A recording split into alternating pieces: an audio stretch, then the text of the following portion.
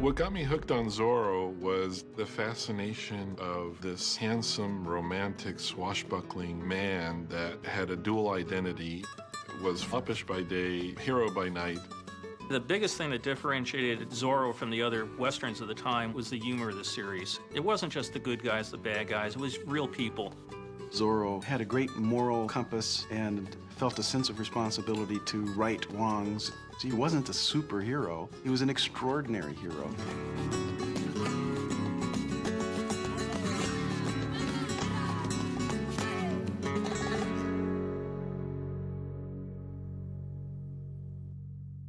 Zorro made his first appearance in a pulp magazine, All Story, in 1919, in a serial that went on for 5 issues called The Curse of Capistrano. Johnston McCulley had been writing for a long time, but this was the first time he wrote about Zorro. And of course, Zorro became his greatest success. It was brought to Douglas Fairbanks Sr.'s attention. Now, he, of course, at that time was one of the, if not the biggest male star in pictures. So they did the film, and of course, he's marvelous in it. And he plays this Don Diego, who is this very weary young man who is constantly going like this. And then, of course, he changes into Zorro, where he's Mr. Leaping, Vaulting Everywhere. When it opened in 1920, the audience loved it, and it did great business. The Mark of Zorro was the title of Doug Fairbanks' movie, not The Curse of Capistrano. Now, when Johnston McCulley continues on, he's calling things Zorro. So when the book comes out, it's called The Mark of Zorro. And what it is really the transposition of the serialized version in All Story magazine to book form. Johnston McCulley had written a sequel, Return of Zorro. Then comes a series of serials that Republic does, and a couple of other features. Zorro's Fighting Legion holds up terrifically, and the action material is marvelous. Suddenly, Darryl Zanuck at 20th Century Fox thought, wait a minute, how about Tyrone Power in The Mark of Zorro? The Tyrone Power version turned out to be extraordinarily popular. A long time ago, there was a masked rider who rode the countryside. This was in old Spanish California, back in the days of high adventure and low, soft guitars. Disney originally thought of doing Zorro in 1952. They purchased the rights from Mitchell Gertz, who at that time was the agent for Johnston McCulley. Disney pitched his idea to the 2 networks, CBS and NBC. They wanted him to make a pilot. Disney felt as though he didn't need to make a pilot. He knew how to make films. So the negotiations between 3 were cut off. And it really wasn't until early 1957 that they began to work on it again. Zorro was the project at the studio in 1957. It's what everybody was involved in. Marvin Davis designed the sets. The set was the first standing set built on the Disney lot on about 6 or 7 acres at a cost of about $500,000, which in late 1950s dollars was a lot of money. Walt Disney was a big fan of this project, and he supervised every bit of it and pulled out all the stops on it. The fact that Walt wasn't a TV man and he wasn't used to dealing with TV budgets really worked out to our advantage because he brought film to television. He was very determined that everything would be like an exact replica of the time, and he was very specific in regards to the wardrobe and the hairstyles and the jewelry and all of that. It was stepping back into a time that I'd only read about. Walt was very involved at the earliest stage of the show. At the time the series actually got on the air, he was very busy. He had Disneyland, he had the Mickey Mouse Club. So he really turned it over to a team that he was comfortable with, people like Norman Foster. Norman Foster really set the tone for the series. The melodrama, the action, some comedy, some music. This was kind of the Disney formula. Disney loved to have all of these elements in his productions. Norman Foster was also instrumental in casting the show. Prior to Guy Williams, the public's last Zorro was Tyrone Power. Power was a good Zorro, but I always felt that Guy Williams was a little bit better Zorro. Next time, you may not be so lucky, Comandante. Foster helped make some changes with the Don Diego character. Don Diego! Well, Sergeant, what are you doing here at this hour? Don Diego was always played in the past as being a slightly effeminate character. Guy Williams said that he thought it would be tiresome for people to see that kind of character week after week. So they made him what Guy called just a regular guy. Instead of a man of action, I shall become a man of letters. That was a big thing that Foster was able to establish.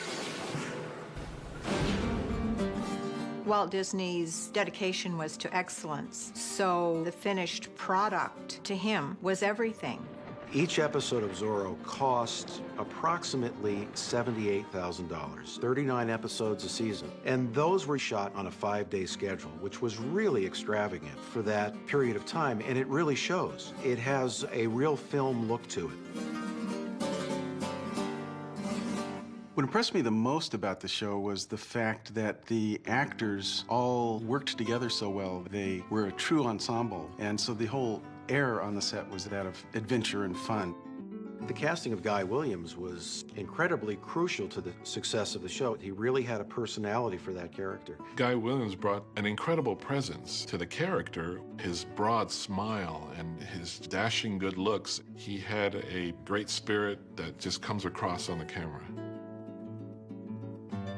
Henry Calvin was a jovial human being. When he would enter a room, the belly would kind of come in first. Henry Calvin had been on Broadway. He was an operatic singer, and he played comedy very well. Although he was working for the villains, he was not a villain himself. He was somebody that you just usually felt sorry for because he would always take the brunt of Zorro's kidding or usually end up with the mark of the Z on his pants. I have a genuine affection for Sergeant Garcia, Padre. At heart, he's a good man. Gene Sheldon was originally a vaudeville actor and a clown and a mime. Gene Sheldon, who was Bernardo. The blind man went on, and you followed. They used to tease each other all the time. Guy Williams would say, you know, I should get your paycheck too because I have to do all your lines too. George Lewis, who was cast as the father, was also a very solid performer. The Indians are torn from their families and forced into slave labor, all for the benefit of one man, Capitan Monasterio. Britt Loman's Captain Monasterio is just wonderful. Nothing shall stop me from being the richest man in all of California. What are you doing here? When Britt Loman left, they needed somebody for Henry Calvin to play off of. And it was decided that they would bring Don Diamond on. It's good to have the whole picture, no? And it was almost a combination Laurel and Hardy, Abbott and Costello kind of relationship. And it was genuinely very funny. 1, 2, 3, glide. 1, 2, 3, glide. Fred Cavins was a 72-year-old fencing master choreographer. He had worked with Tyrone Power, Errol Flynn. Almost anybody in Hollywood that ever handled a sword worked with Fred Cavins. He and his son Albert choreographed all the scenes on Zorro. Well done, Senor de la Vega. The routines were very similar to what you would see in the swashbuckling films of the 30s and 40s. And that is where a lot of the expense of the show came from. These fencing scenes would often take anywhere from 3 to 5 hours to film.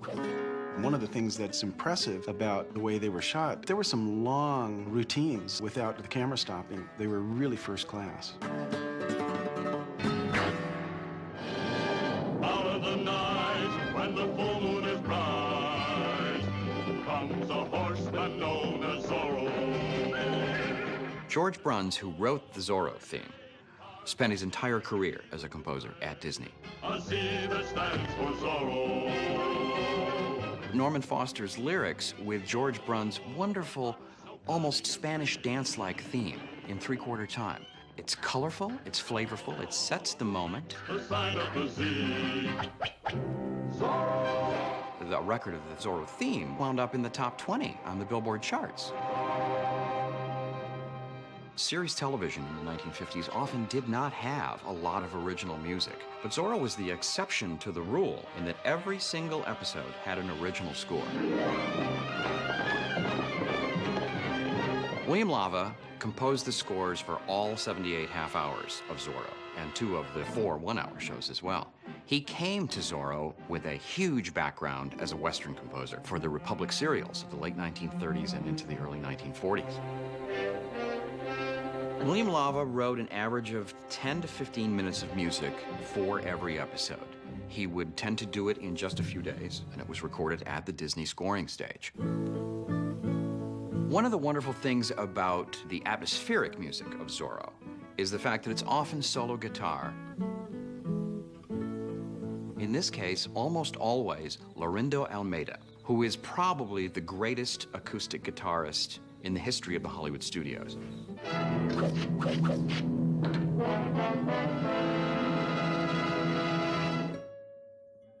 Zorro was a big win for ABC. The first season, Zorro was getting 38% of the audience. The second season was getting 40% of the audience. Zorro was slated to continue after the second season. Disney was thinking about color. He thought that this was the wave of the future, and ABC was really not involved in color at that time. They got into a long, protracted legal battle, eventually ending with the cancellation of Zorro, the Mickey Mouse Club. What about Zorro? Zorro? As a matter of fact, I don't think I should talk about him. You see, confidentially, Zorro won't be on the show. It was a real unfortunate situation. Here's one of the top-rated shows of all time, and it's pulled off and sits in limbo as the lawyers battle over it for the next year, trying to figure out whether ABC could do it without Walt or whether Walt could do it without ABC. They did bring him back for 4 one-hour episodes on Walt Disney Presents. The episodes were actually slated for the third season, but they were put together as one-hour episodes. And they did well in the ratings, so it was kind of a surprise that the Zorro character was kind of left in the past by the studio.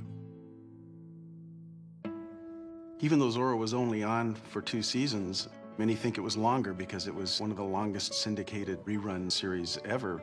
It was a top-flight production, and it was so well made. There's comedy, there's action, there's drama. It's really something that everybody can enjoy. I think the biggest thing that Walt brought to the series was the warmth and the humanity of the characters involved, and I feel that came very much from Walt and his whole approach to story making.